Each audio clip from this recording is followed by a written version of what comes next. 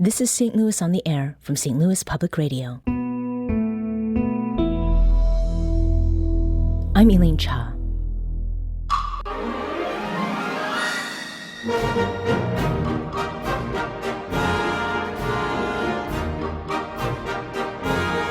It might as well be a holiday in St. Louis today. It's opening day, and the Cardinals square off this afternoon against the Toronto Blue Jays at Busch Stadium.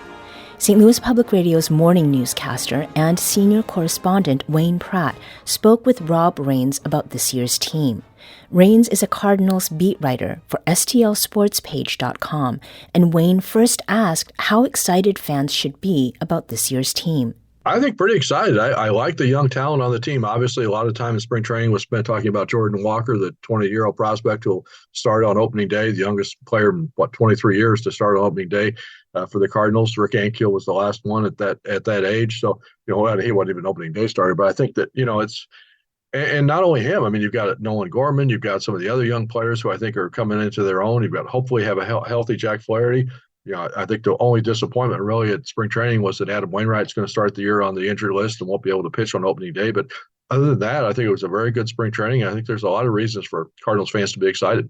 Is there a time frame on Wainwright's return yet? I haven't seen anything. Yeah, the only thing they've said was weeks. The only good news about it, if there is good news about being hurt, is that it's a groin injury, so it's nothing to do with his arm or his shoulder, which is obviously a bigger concern for a pitcher. So I would suspect if they get him back by the end of April, they'll be happy. You mentioned Jordan Walker. How much of a surprise is it that he's on that opening day roster? I don't think it's much of a surprise that he's on the roster. We knew coming into spring training he was going to have a chance to play. Obviously, the World Baseball Classic situation where it took two of the starting outfielders, Nootbaar and O'Neill, away from the team for a long period of time in the middle of spring training, opened up more playing time, more opportunities and he made the most of it. I mean, obviously, he's as good a Cardinal hitting prospects as they've had in a number of years. Probably Oscar Taveras is the only guy really this challenge for that title since Pujols came along 20-something years ago. So, they really kind of thought that he would seize the opportunity and run with it, and he did that. I think it probably would have been a bigger surprise to them had he not played well in spring training and that they had to send him back out to Memphis to start the season. This season's opening with some differences in Major League Baseball, some rule changes. The pitch clock, I was out for spring training in Arizona last week, and fans were getting accustomed to that in the stands. How does that work, and what was the reaction you could tell when you were in Florida? Everybody loves it. I mean, I think, if you can shave off 10 or 15 minutes, I don't think you're going to get quite as much time saved during the regular season as you did in spring training because of a couple of reasons. One, you're going to have more in-game pitching changes, like in the middle of an inning. That's going to take time. And I think you're going to have, obviously, the instant replays from a lot of games. That's going to take some time. But if they can save, 15 minutes or so off a 3-hour game time and get it done in 2:40 or 2:45, I think that's a plus. I think it keeps everybody sharper. I think it keeps fans' attention focused. A pitcher now has, a certain number of 15 seconds to throw a pitch. If there's nobody on base, 20 seconds to throw a pitch if there's a runner on base. And the hitter has to be in the box ready to bat with 8 seconds left on the pitch clock, or it's a violation. If it's a violation on the hitter, it's an automatic strike. If it's a violation on the pitcher, it's an automatic ball. And you're also getting, on top of the pitch clock, the biggest restriction now is a pitcher can only throw over 2 times to while a runner is on base during a particular at bat. So that's going to change. You're not going to have some of those 8 or 10 pickoff throws every time a guy's on base. So the whole intent is to make the game move faster. Obviously pitchers who've come up in the minor leagues the last couple of years are used to the pitch clock. Same thing with the hitters. It's just going to be the older players that there's going to be adjustments. And you could see that in spring training. Early on, the first few games of spring training seemed like there were more violations than there were toward the end of spring training. So I think it's an adjustment period, but I think everybody's getting used to it, and I think everybody's going to like it. Yeah, it'll be an adjustment period for the fans who consider themselves traditionalists as well, I would think, right? You won't have as much time to gab between pitches. Yeah, if you're sitting there, if you're out there for a social evening at the ballpark, you're going to have to probably talk faster because it's not going to be as much non-action between pitches. The one thing that's going to change is, and I think you talked to the broadcasters, Chip Carey and John Rooney about this in spring training. They won't have as much time to tell stories in between pitches. You have to have more of an eye to the action because there's not going to be those long gaps. So it's going to change the broadcasting end of it as well. Yeah, they'll have to be concise. Speaking of the broadcast end of it, this has received a lot of attention building up to this season.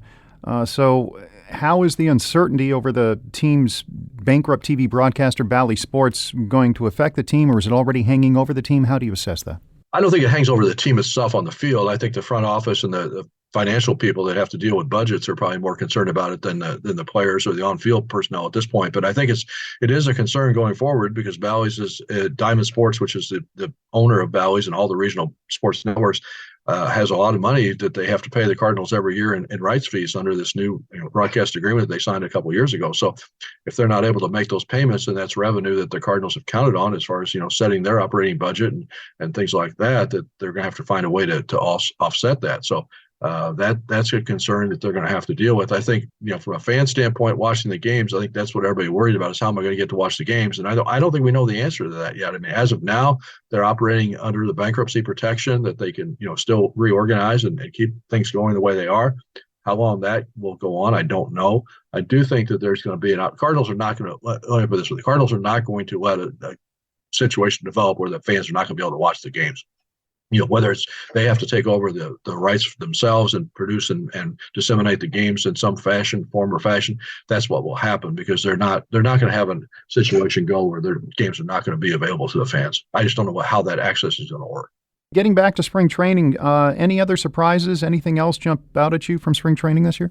I guess the fact that they stayed pretty healthy. I mean, I think the fact, the biggest difference was that you got to see so many of the young players, again, because we mentioned with the World Baseball Classic going on, the Cardinals had more players participating in that out of their organization than any other team in baseball. So, it primarily gave us a chance to watch Mason Wynn, who's not quite at Jordan Walker's level as far as the prospect, but he's pretty darn close. The young shortstop prospect, just turned 21 during spring training. So he'll start the year at Memphis, but he's not going to be down there long. I think he had a great spring. Tyler Motter was the guy that probably was a big surprise because nobody really knew anything about him or thought anything about him coming into camp. Had been signed as a minor league free agent to provide depth on the infield at Memphis, and really he played well, had a good spring offensively. But the injury to Paul DeJong, unfortunately, his continuing problems with the health has opened a spot for the roster for him to at least to start the season while DeJong opens on the injury list. So I would say he's probably the biggest surprise that is going to be on the roster that nobody really expected. What are you expecting from the team this season? Playoffs, beyond? Yeah. I think they should win the division, and I don't know that it will really be close because I think they're better than anybody else by far, especially if they stay healthy and they get the performances out of the younger players that they expect. I think we saw last October with the shortened best of 3 first round that you've got to get past that round really to have a shot in the playoffs, and anything can happen in a short series. I think their goal really in the regular season is to get one of those 2 byes, to get one of the 2 best records in the league, so you get a bye in that first round and don't have to play that. You can go straight into the second round. But if their pitching is good enough, if Larry and Michaelis and Montgomery and Matt's had a great spring, so they're excited about his potential during the season. But those guys are healthy, the bullpen's healthy. The young guys do what they're capable of doing. I think they can make a run in October. I really do. It's always an unknown. You never know, but they're not the best team probably on paper in the National League. You probably say the Dodgers, San Diego, maybe Atlanta are better than them. But as we saw last year, you win a couple of games in the playoff series, anything can happen. That's Cardinals beat writer Rob Raines of STLSportspage.com talking with St. Louis Public Radio's Wayne Pratt. The Cardinals play the Toronto Blue Jays at Busch Stadium this afternoon.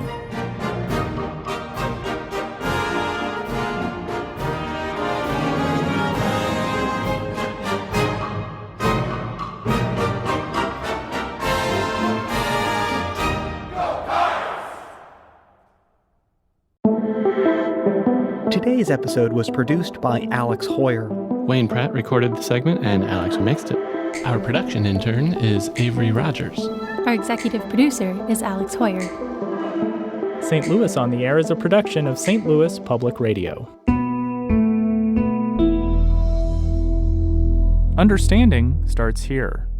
Our podcast proudly supports St. Louis artists by using music from Life Creative Group.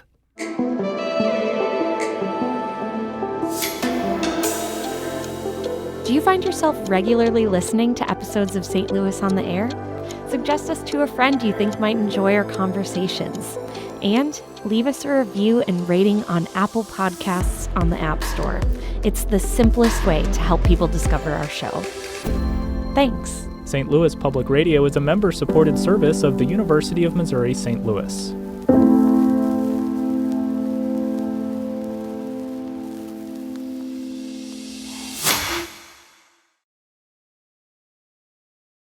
Support comes from the Missouri Forest Products Association, saluting Earth Day on April 22nd with an ongoing commitment to help offset carbon emissions with sustainable harvesting of Missouri forests. Details at choosewood.com.